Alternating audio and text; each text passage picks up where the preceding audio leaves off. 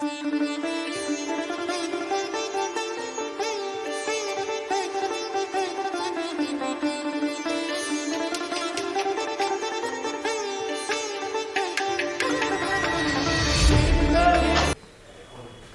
everyone. Thanks for coming here on such a short note. So, our keynote speaker, master speaker, and today's guest, Mr. Cheema, is here with us, senior advocate. So, I will request Mr. Brajesh kindly welcome our chief guest.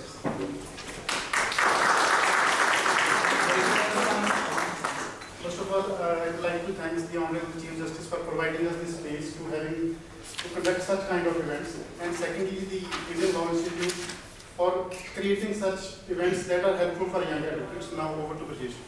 So, the keynote speaker for today, Mr. Cheema, needs no introduction. Mr. Cheema is a lawyer and an eminent jurist. And speaking little bit about him, he was born in 1947. His family has seen the horrors of massacre that happened in partition.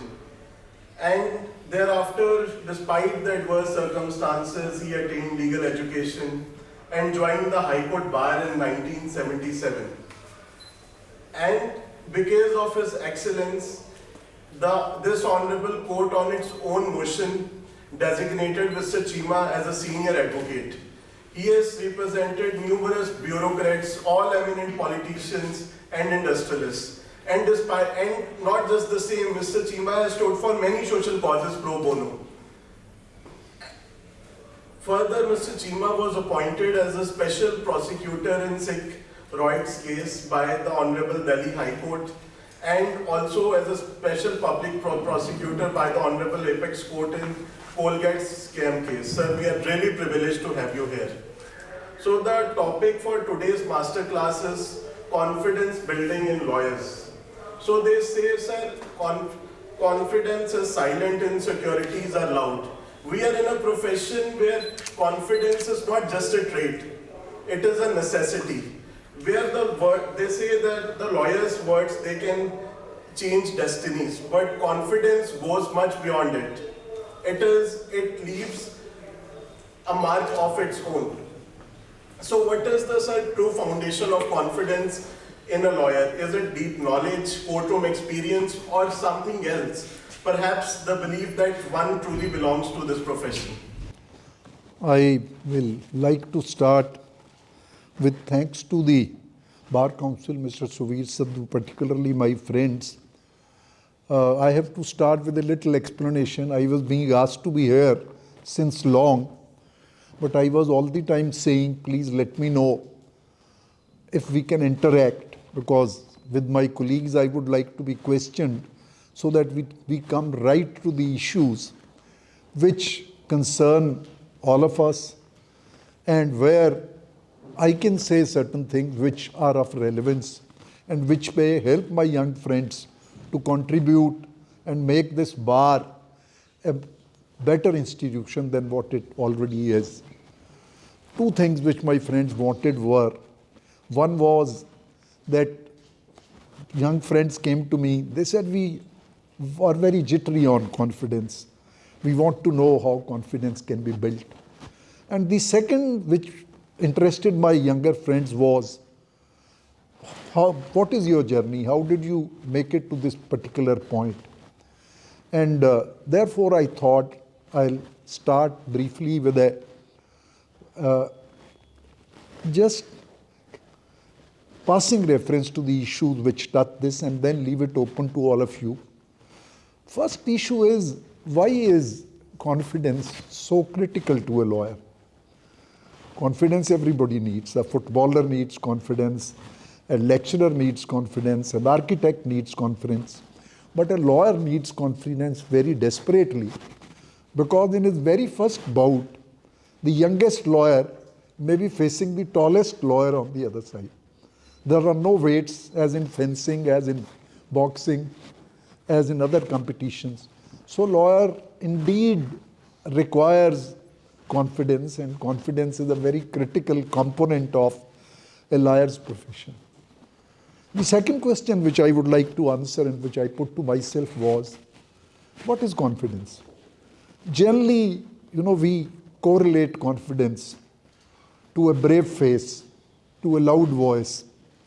So confidence, if we want to find a simile for it, it's a spark, it's a flashing light, it's a declamatory statement.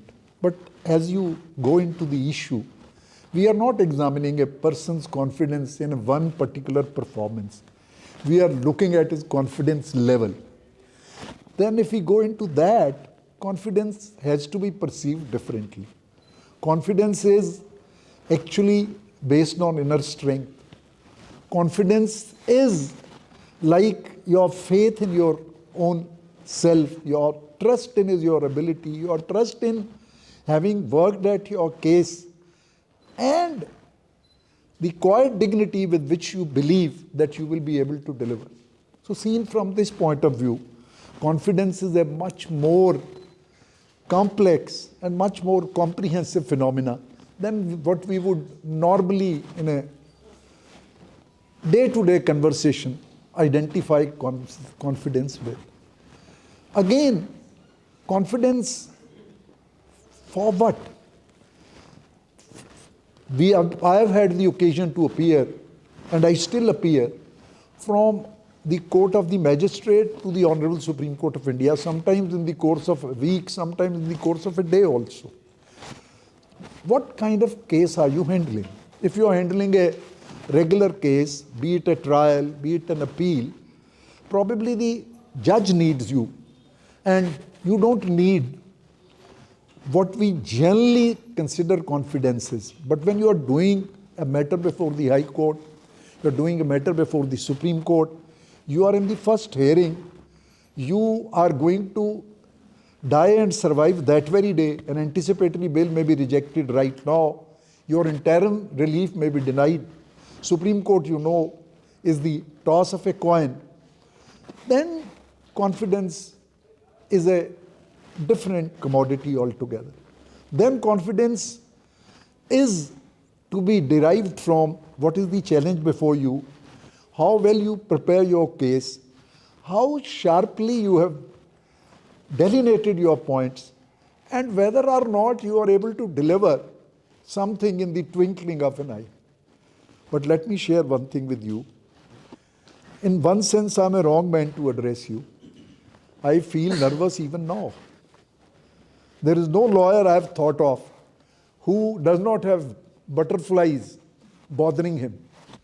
The question, why it so happens is, not because you don't know the subject. The question, the situation which we face is, in a very unnatural phenomena, the fate of somebody, the rights of an individual, be it property or civil liberty, is going to be determined in a time which is too short for analysis, too short for balancing equities, too short for going into the matters. This is the reason confidence appears to be so elusive to us, it appears to be so compulsory to us. And therefore, my friends, when we look at confidence, I think the key to confidence is preparation. Now you will say preparation of a case, preparation of a subject. Confidence is in your entire personality. Suppose you are working on a particular line, you are a service lawyer.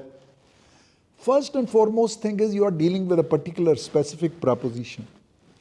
Whether the details, dates, split of facts of that case are on your fingertips or not. Whether the orders which you are referring to, which you are challenging, which you need to be enforced, are there with you or not. Whether you know that law or not. So eventually confidence is digging the information, analyzing the information, collecting law, looking at it from all angles. So you will tell me, and you will ask me, if we have all this, why do we need you to talk about it? So you need me to talk about it because pass through this, and I think it's a constant examination for a lawyer to face this test of confidence building. But what gives me confidence eventually is, at one layer, the facts and preparation of the case. At another layer, the analysis and understanding of the law, which is going to be relevant that day. Yet another layer, the broad jurisprudence of that subject. And fourth, as you know, my ability and my preparation to appeal to the conscience of the judge for equity, for compassion, for justice. So that way, confidence is a multifaceted thing. We need to test our confidence every day. So can I say somebody is very confident and the other person is not? According to me, it is case to say case, it is day to day. This is how I would look at confidence as a concept, confidence as an issue with which we deal every day.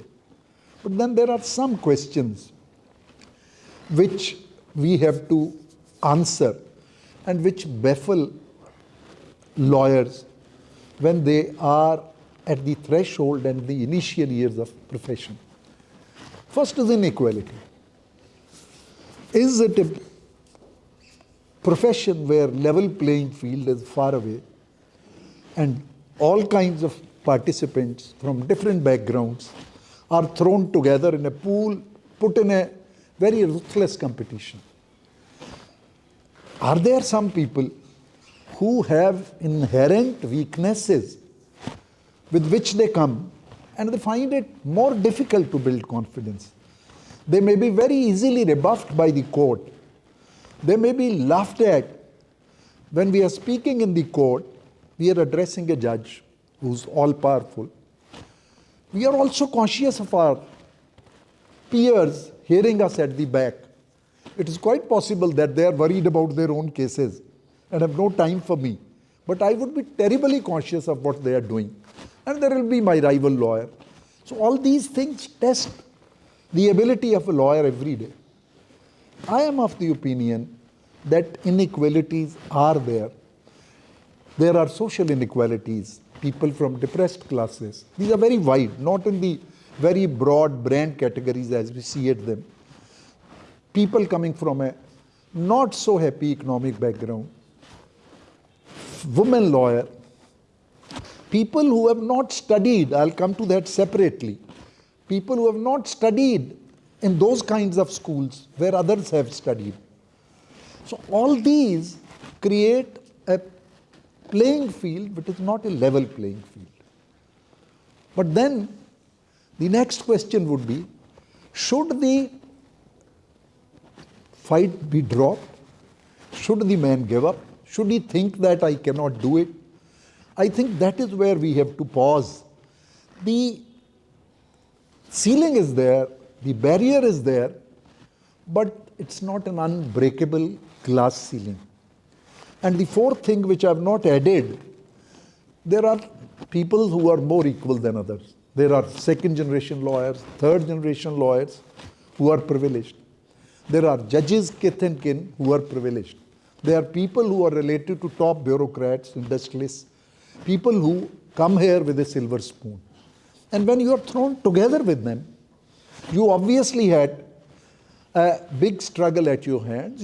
If you feel like being depressed, there are sufficient reasons for you to feel weak in your knees. But that is, I think, where you have accepted a challenge and you have a basic strength in you that you have taken a challenge, you have come in a field where you had disadvantages, you have to make your place fair. And how do we make it a level playing field is a phenomena where senior lawyers like me, people who have had their own innings and have gained so much from the profession and the bar, should actually be holding interactions with you. It's not a one-day phenomenon. But it is also what I have been advocating and what I've seen is for lawyers to come together. I don't know why we do not make teams. We are not very regular in forming partnerships. I'll give you the example of one partnership I saw in a neighboring high court. There were 3 lawyers. The firm's name I cannot disclose, all people are old. DRS. One became a leading service lawyer in Shimla. The other became a judge. He came here also, Rajiv Sharma. The third was the Advocate General of that state. I think if we can pool, make teams, combine, complement and supplement each other, we could get a very, very strong base to get over this. And this is also important because more and more I deal with cases today.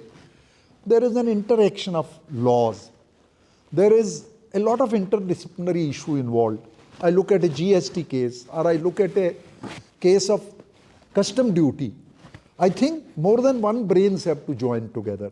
So one thing I think where we could systematically work was the attempt, number one, to provide help, guidance, interaction, advice on the asking for younger lawyers, particularly those who feel disadvantaged for these reasons. And second, as I'm stating, that we encourage them and they take steps. I'm very sure that partnerships, I'm very sure the cooperatives will make them very, very strong. One issue which bothered me and which bothers all of you is the linguistic barrier. We are all in the High Court. So my first worry in the High Court is, shall I be able to speak English? Shall I be able to speak so well as my other colleagues here are speaking? English is the great divider in this country as on today. When I came here, I'll share it with you. I am a son of refugee parents. We were people who had, I'm not saying the disadvantage, I had the privilege of going to the schools at the lowest rung. But I salute my teachers who taught me there and gave me basic strengths which make me stronger than people who have had their education in English medium schools. In three things. One, I had the average boy studying with me was better at arithmetic in the normal easy calculation than the other fellow was. My teachers gave me a very sound foundation in my own language. In my case, it was Hindi. I later learned Punjabi also. When they taught me English, now this is very important where the gap is coming. The teachers knew their grammar well. They did not pronounce the words the way people who were interacting with English-speaking people would do. The pronunciation was not up to the mark, but the grammar was sound. So when I came out of my school, when I came out of my college, I was better equipped in many ways. I was handicapped in pronunciation. It was not a handicap which is insurmountable. And today, you have, with the digital age, all the means to know. You have the means to improve your grammar. You have the means to improve your pronunciation. You have the means to hear others.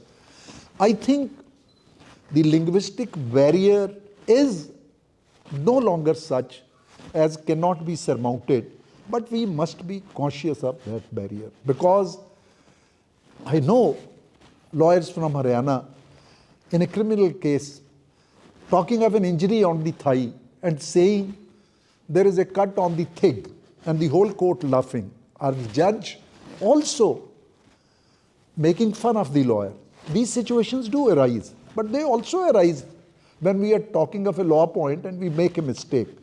So this particular linguistic barrier is an issue which I think we address, and I think we can now take care of it in a much better way.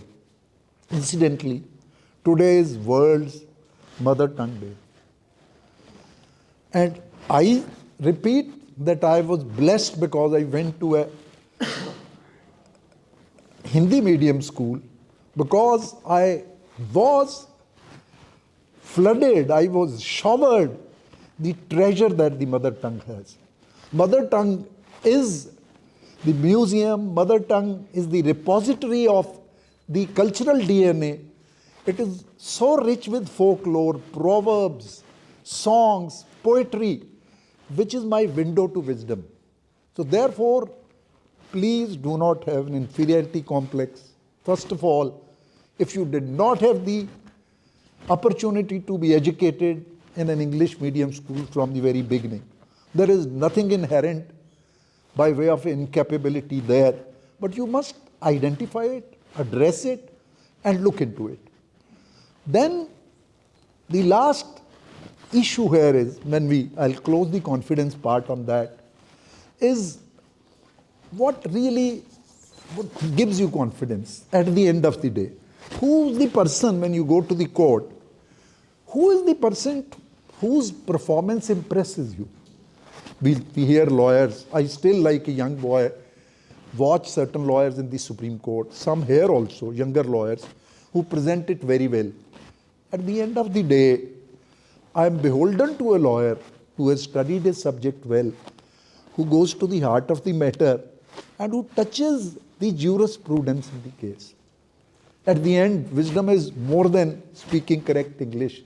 It is more than putting your facts in a very fast manner. It's something which is more profound, more complex. That is my call on the confidence issue. The second part on which my friends wanted me to open this today was how I have had my journey. I often tell my friends, I have taken irrational decisions all my life. I don't know how I made it. I was in teaching. I am a lawyer's son. I was averse to be a lawyer. And I had some tiff with the management on a copying thing. I fell out. I joined. I did my law in the evening classes in the Kurukshetra University while I was a senior teacher. I came to law. So, second lesson for all of us is, it's not very important that you had a good beginning. It's not very important that you had an early beginning. It's important that you had learned things. It is important that you had absorbed certain experiences which can take you along. And then another thing which some of you might find interesting is, I passed out in 76 December in law, in July 76, enrolled in 76 December, came to this High Court in 78, but I never gave up trial law. I was conducting trials while here all through. And those trials gave me my life's most important cases. One has been mentioned by my friend.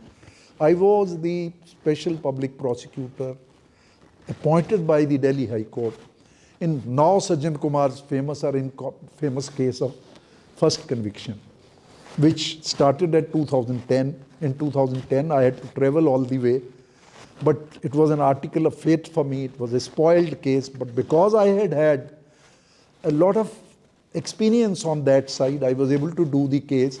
Everybody else was convicted in a judgment which was unconvincing. He got acquitted. And a very profound judgment the High Court then converted. That was his first conviction. And I always consider that it is this case in the trial court and in the High Court which is the best job I have done. The second part also, you know, I had been appointed again accidentally and surprisingly by the first bench of the Supreme Court in coal cases as a special public prosecutor, both for the CBI prosecutions as also for the Enforcement Directorate PMLA. The second part I could not take. It was difficult to work with them. I somehow got out. CBI matters I've been conducting. There are about 30 trials which are over. More are going on. So my continuation with the trial work has kept certain vistas reserved for me. It has also taught me about criminal jurisprudence from the very bottom layer to the highest place. This is, shortly speaking, what my history is. It's embarrassing to talk about yourself for two reasons. One is I'm still part of you. I'm not leaving you. So I'm not closing the chapter. The second is, at my age, people otherwise get habitual in making their autobiography. When I was there, when I said this, the other man said this. I want to avoid it as long as possible. Rest is you put me your questions, I am before you. How important is it for young lawyers to start from trial courts and not directly from I have been insisting for when people wanted to join me as lawyers. My friend's question I may repeat He says how important it is for a lawyer to be exposed to trial work. When people wanted to join me, I insisted, sometimes very dogmatically, that they must have some experience in the trial court. And in 1-2 cases, even a high court judge agreed to me, the son was sent. I thought that familiarizes you with the foundational work with which you will eventually feel very enriched. Secondly, you would know 2 laws, particularly the criminal laws and the classical civil laws, only and only if you have dealt with the matters at the lowest stage. Pleadings, rejection of a plaint, formation of issues, most importantly, burden of proof, amendments, and then the things are built on that. Similarly, in criminal law, my view is if somebody wants eventually to shine out, to become a sound lawyer, either on the criminal side or on the civil side, he must have his start or his association with the trial work. These few exceptions which we now know are like taxation, where people go to the specialized courts, which is again the trial court experience, and the writ, which has thrown up some very good lawyers. That is my experience. So they say that words are silver, silence is golden. So mostly we young lawyers attribute confidence with arguing very loudly and vehemently. So how important it is to stay silent at the right time in the courtroom? I think that's a question, which would be very judge relative and case relative. See, you have to prepare and tailor your case. You all have that problem, which I also have. In the evening, you look at the list.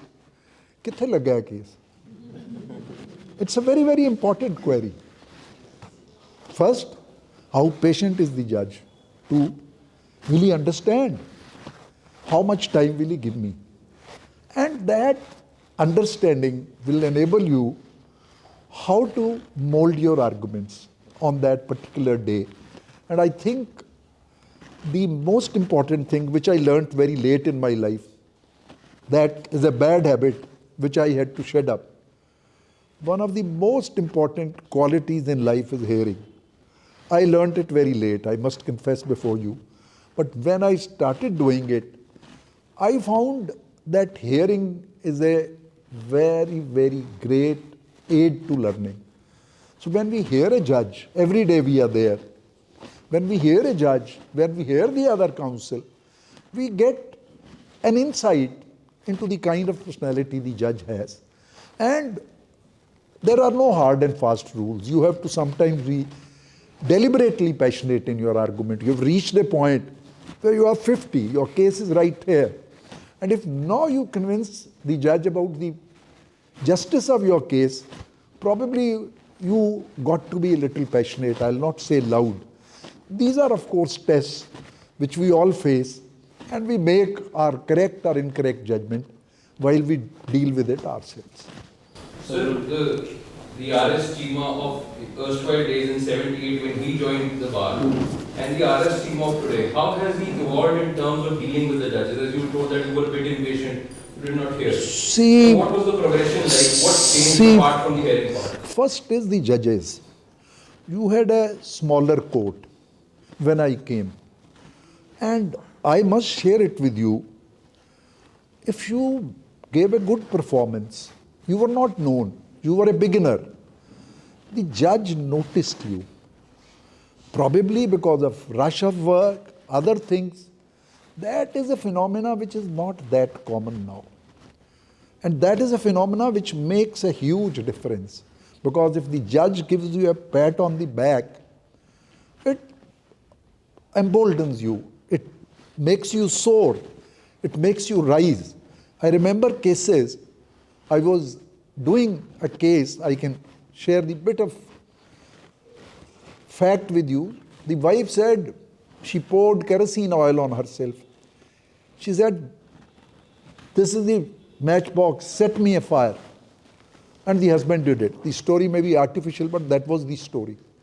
Half an hour I told judges, this is a killing by consent. It's in this, I almost went through the entire law. Justice Prithpal was presiding. After half an hour he says, we are not agreeing with you, but it was valiantly put. You have probably won many more cases for future. So that bonding between the bench and the bar has waned. I have no hesitation in saying. And I think that is the soul of the system. That's one part. But the other parts which have now, on the positive side is, many young bright boys are there now who from day one, almost every day today, I go to a court, I see a lawyer arguing. I've not seen him earlier, or at least not noticed him. He argues amazingly well. Youngsters are, some of them, are preparing very well. And the tendency not to work is in the easy kind of cases. In a bail matter, lawyer thinks, my lord, no injury caused, my lord 3 months, my lord 6 months. That is where you see very, very dismal performances. The judge will ask a question, how many accused? The lawyer won't know the answer. The general level of preparation needs a lot of improvement today. So the changes are a mixed bag. We are not producing stars, one. We are not producing a large number of middle level lawyers, which we did. But I think we have a lot of raw, good talent now. We might see changes coming in the next 5 years. If I may pose a supplementary, sir, apologizing to my friends. When you are convincing a judge, where do you draw the line of when the relief is not being given, as you can probably sense that the relief is not incoming? Where do you draw the line of convincing him and irritating him? That's a question which I still won't answer to say I am performing perfectly, much less imperfectly. But over the years, having been beaten and having gained sometimes, if you are listening, that is why I'm saying, if you are watching, you would be in a better position to make a judgment that this is all. Now you are not gaining anything, you are losing goodwill. That's why I recall that sentence by Justice Prithpal. Please think of your next cases. So we'll have more questions from our colleagues. And Sir, there is a perception of young lawyers, though of a very small fraction, that they don't need to work under a senior. So, sir, how important it is to have a senior? Sir, my view is, as I said, either you are partners. See, how many cases will I get when I'm alone? As I told you, I was a first level, second generation lawyer. I would get from my father's office, I was very lucky, from my home district, Karnal, from almost all his rivals also a case or two. But how many cases will be there? 4 bails, 3 bails, some appeal. So I have work only for a week. And I am wasting my most useful period. I think being with a senior is important. And if you ask me the time, I think if you have a good senior, if you have a demanding senior, if you have a hard-working senior, at least 2 years is a probation period which you must impose on yourself. One thing which has changed, now this is a formal senior. I don't know how the things are today. When we came, there was a saying about, because as a young lawyer, I wouldn't say that I'm only doing criminal law or taxation. One would do everything. And one of the set of cases was regular second appeals on the civil side. They were the toughest kind of work, technical. You had to work hard, you had to see section 100, you had to see question of law. One very healthy and very blissful thing which we practiced, which was there were senior lawyers who were known to be masters on that side. There was one, Mr. Puri, living in Sector 18. We could go with a problem to him. I didn't know him. I would only wish him here. The tendency of a senior lawyer listening to you, guiding you, it's not absent today, but it was much more frequent at that time.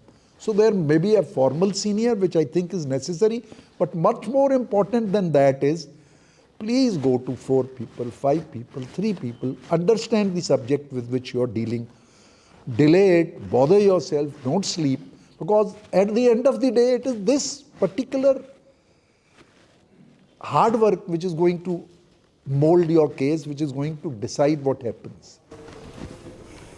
So, sir, may I ask a simple question? Yes, sir. I'm G.K. Swage. I'm a fan of you, sir. So, the effect of AI on the practice, especially in the High Court. Second part of it, if we take an AI, I put a simple draft, paraphrase it along with the case law. The outcome will be there, beautiful outcome will be there. Do you feel that we are losing the drafting, but everything will now depend upon your arguments? Because arguments cannot be AI. Sir, I have applied my mind to it. I am, in fact, technically not very savvy. But eventually, the way I'll compare them is the best of cameras, the best of techniques will not make Picasso redundant. Painting will not go out. The difference is there. Even when, as we know AI, we put facts, the husband, wife separated, kid born, this happened, that happened. The answer will be to the general questions, the answer will be in those terms. Similar cases would get similar responses, but identical cases and non-identical cases, subtle differences, which probably go to the root of the matter, will take time. So it's like any machine and human being giving himself entirely up to the machine. But my answer is tentative. We are still at the very initial stage of artificial intelligence. But if we take it as an aid, well, it will make our burden lighter. But to my mind, the precondition still is the final draft must have the touch of the lawyer. And a lot of them will depend on your arguments. That's what that The arguments would, of course, be there. There will be a judge on the other side who has to be convinced, who may be very hard to convince in matters. So, sir, what are the most important things we should consider while dealing with a client in the beginning? See, look, it depends on what stage you are. See, when you are very young, you have been sent a brief by somebody. That lawyer would usually not want you to say, the brief is not going to yield fruit, please don't file. We all faced that. But my view still is that if you are fair to the client, if you have given him an idea, at the end of the day, the client will go back more satisfied. The interaction with the client on the evaluation of the case, I still believe, has to be as fair as possible. Of course, allowance must be given to the young lawyer. He is not charging too much money to build a little more rosy picture, be a little optimistic. Even otherwise, young people are more optimistic than the older people are, but to that extent only. See, I have always believed that fairness to your client makes you better human beings, better lawyers in the end. And this will be connected with another issue. When you read a case, when I went to the best of lawyers, they would say, yeah, what is this? This won't sell. I would think, what is he doing? He's starting from the worst point. That is what advocacy is about. When you are dealing with a problem and you have started from the bottom line, you will be in a much better position to deal with it, to tackle with it. So I blend it with that interaction with the client and say, the lawyer's first job is to very critically look at the brief which is landed at his door. That will help him handle it. That also might help him in doing very well and excelling sometimes, because he knows where the problem is. Arjun sir, so two questions. First question, when you know there's a bench which is not so usually inclined in over giving legal matters, that is legal matters, how does one retain one's enthusiasm and passion for those things? That's the first. Second, I've seen your notes, they are very detailed notes, you have one pager in many boxes, and these are cases where the record is 50,000 pages of notes. So how do you deal with matters where the record is so huge? It is something which you start facing. You have left nothing for me to answer. Actually, it is when the record is big, notes are very, very helpful. A case in this court has to be argued 10 times, even in bail matters.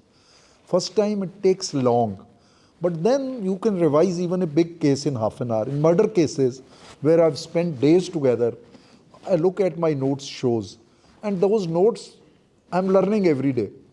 If you compare my notes, I change them every day, and I again find a way to make better notes. So what you have said is there might be 10 pages. Some would be dealing with the base material. The argument note would be one page. But your first question is very ticklish. I am as half-hearted as you are before a judge who is not relief giving. But what I have learnt is, from your office, go prepared for a bad result and go prepared for a good performance. I have seen, don't be emotional, keep putting, repeating. Sometimes you come out and you are surprised, you have got the relief. So even if it is 1 out of 10 times, you have not only got it, you have improved the judge also. The toughest of judges become better judges because some of us argue, some of us persist, some of us put their point across. And the judges change over time. I have seen that happen.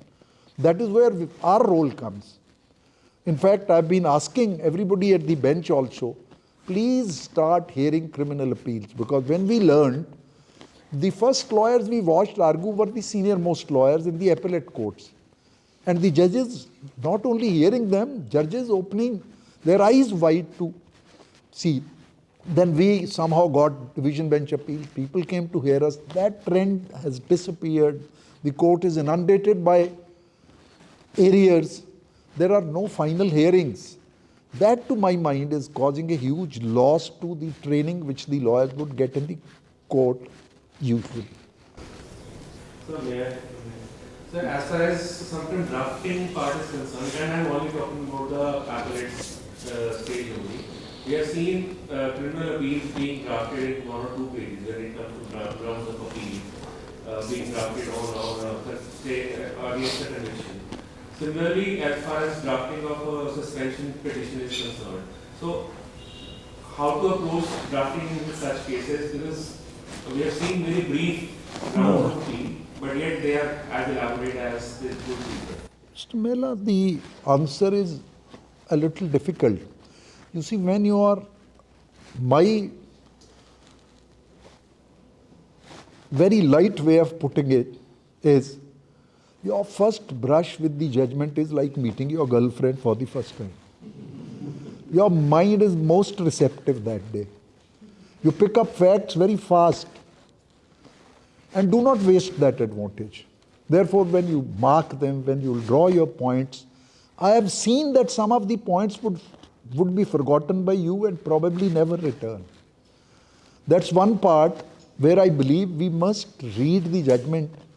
And when we read it like that, we must not spill away what we have gained. Second is, while you are drafting a petition, you know you will have to apply bail for A, B, C.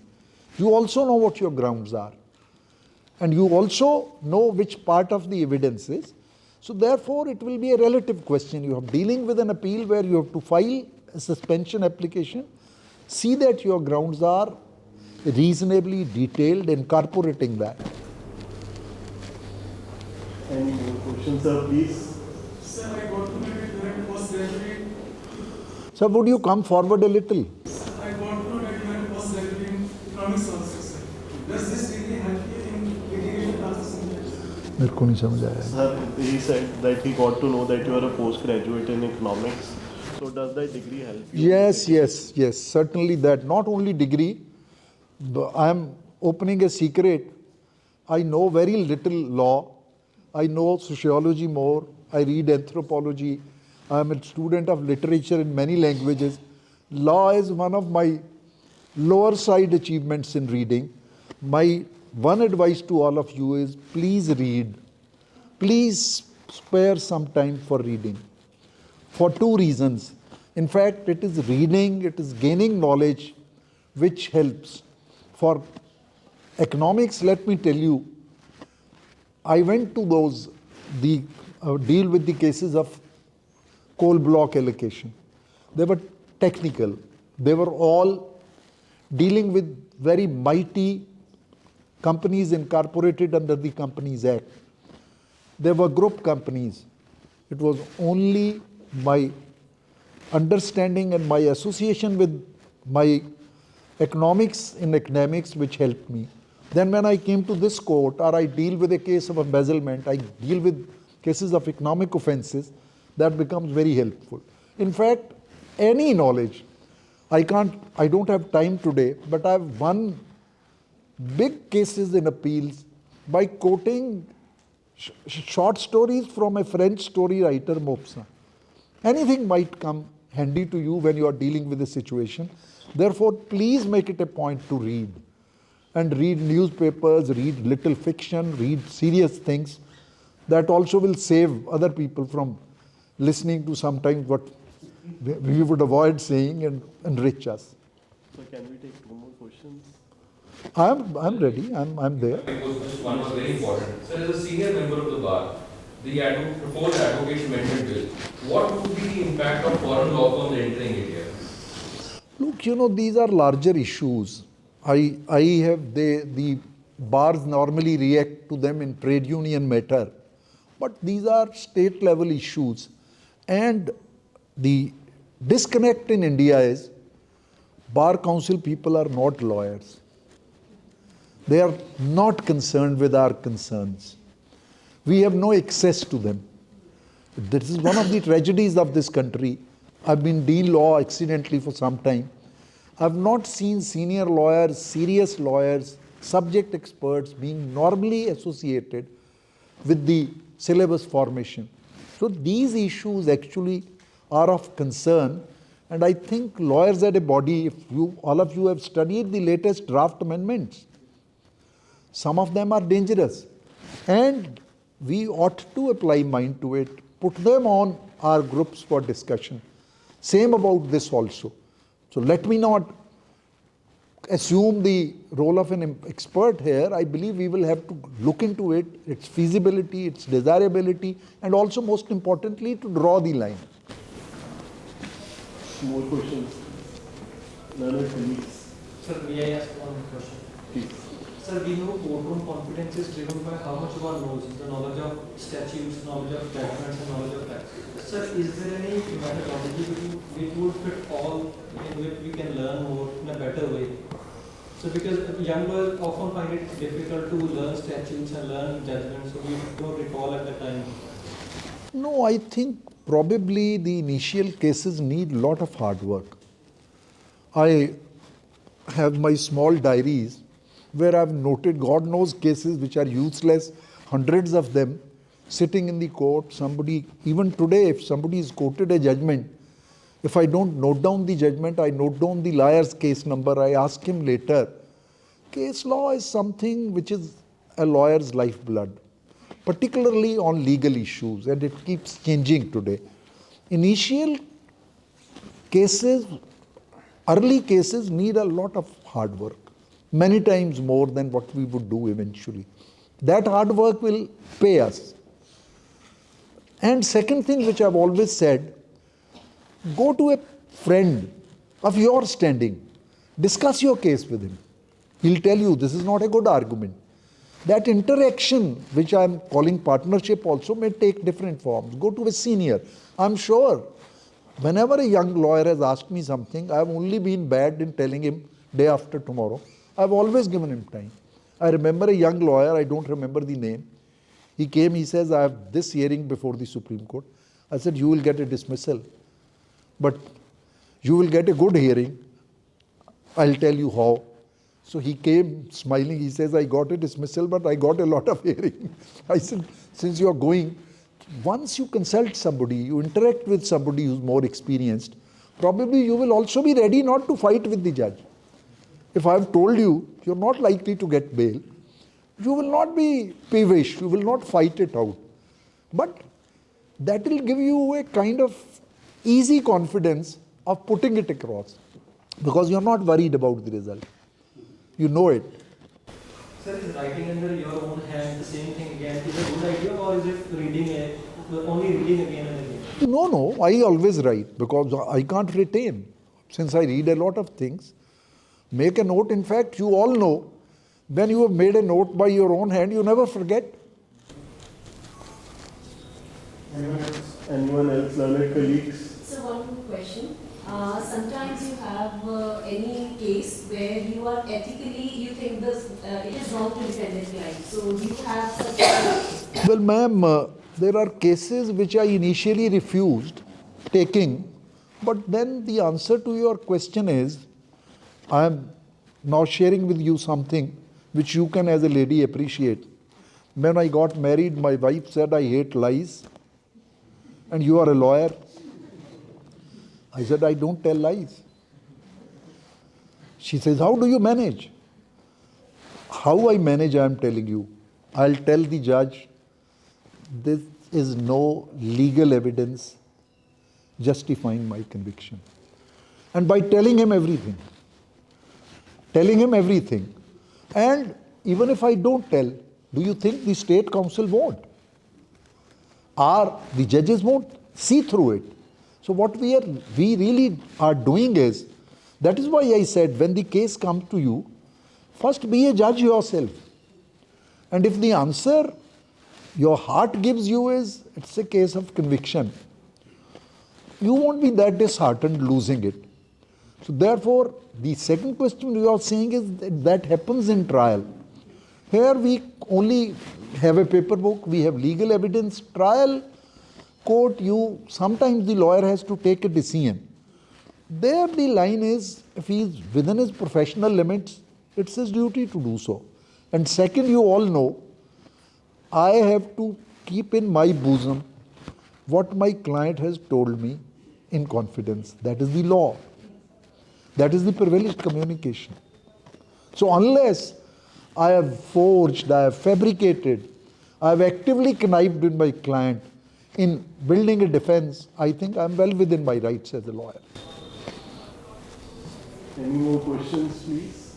On the lighter side, is it true that Mr. R.S. Cheema, even at this age and having so many cases, is still spending 2 hours in his personal library reading fiction books? Well, I try to. I'm not that lucky all the time. But over the week, about 5-6 hours. Over the weekend, about 5-6 hours. जी sir, आप किसी भाषा में भी सवाल पूछ सकते हो if somebody has that hesitation. You have talked about the importance of confidence in lawyers' life. There was a lecture in the bar room, a senior lawyer came from Delhi. He said that the importance of going to law is the courage. One should have a courage in life. So my point is that the importance of money is also, it is the money which makes the man going. How do you see the money, role of money in the profession? You would probably be know in one of the very popular books about lawyers, there is a case where the trial was on and the Queen's Counsel, the senior advocate, could not appear. He had a tragedy in the family. And a raw youngster got his chance who had prepared him. And he conducted the case and he won. It became a sensational case. Years later, they asked him, what were you thinking when you were starting that case.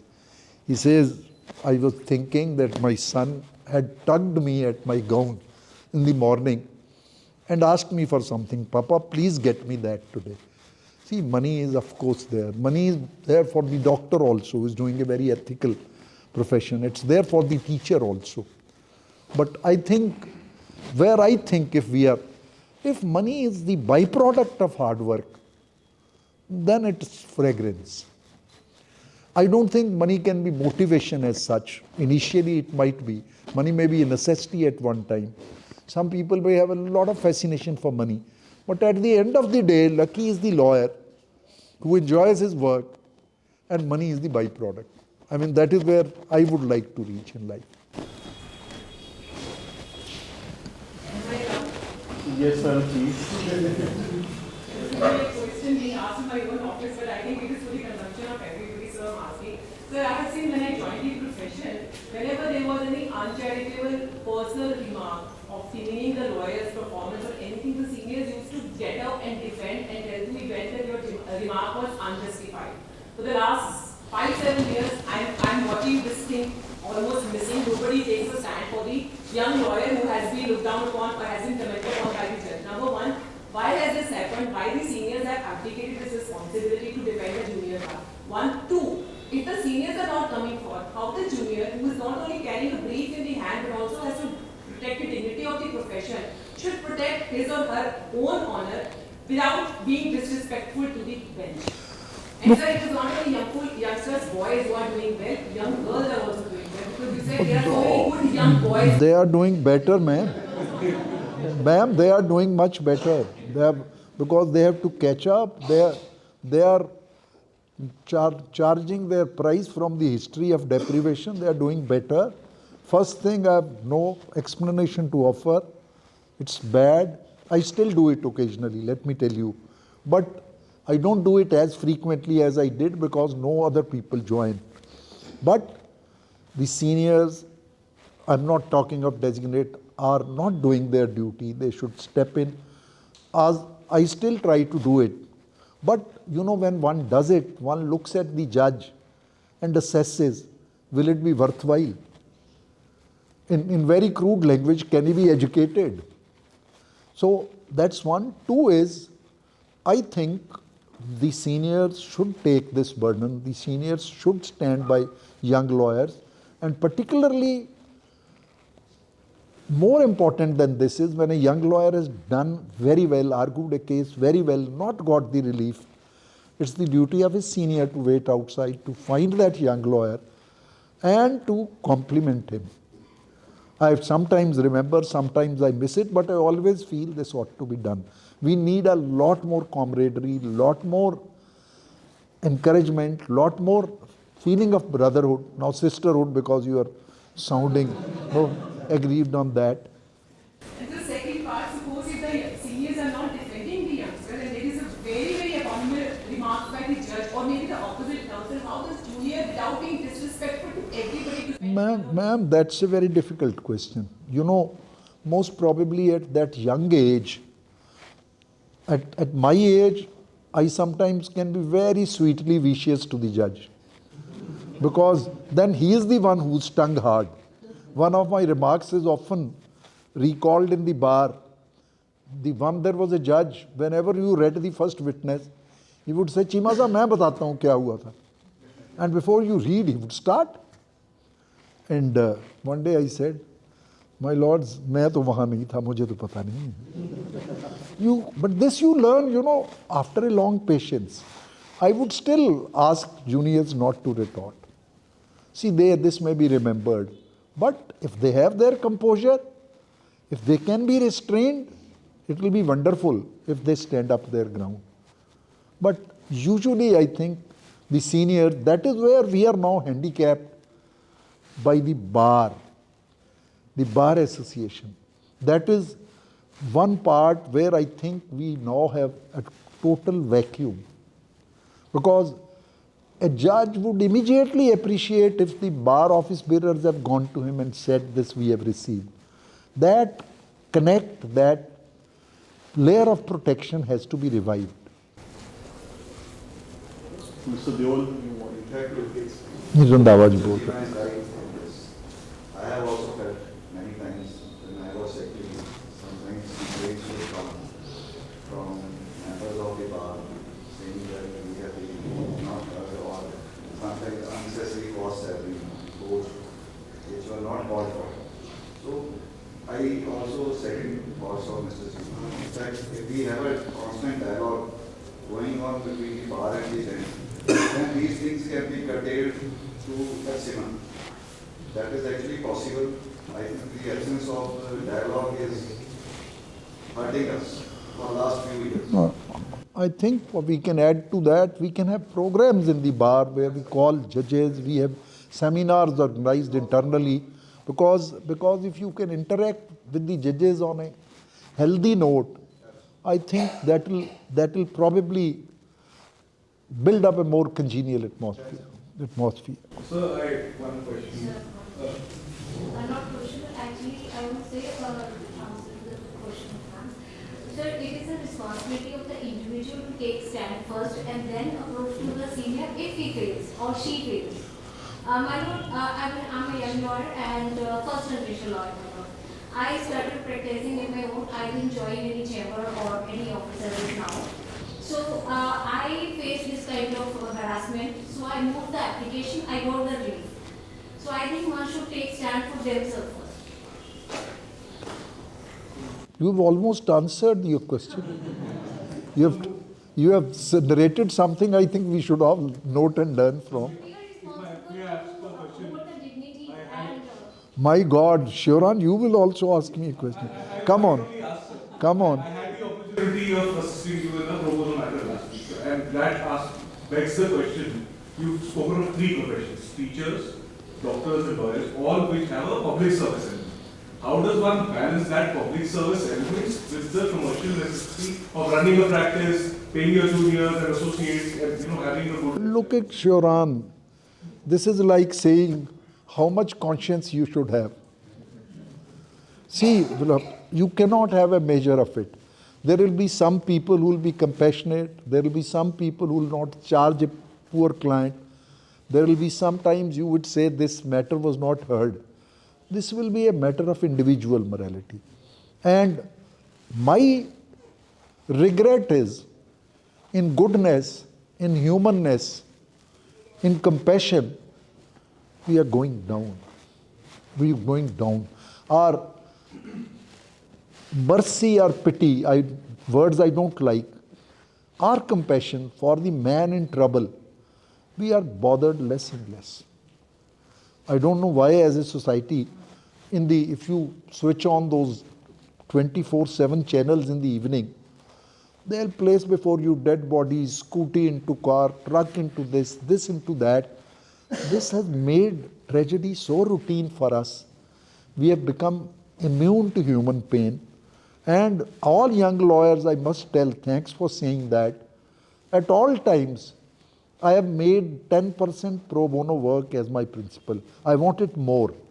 In fact, when I become 80 technically, I think I want to do 50% at least, if not more. Please make it a point to do some pro bono work. It will ennoble you.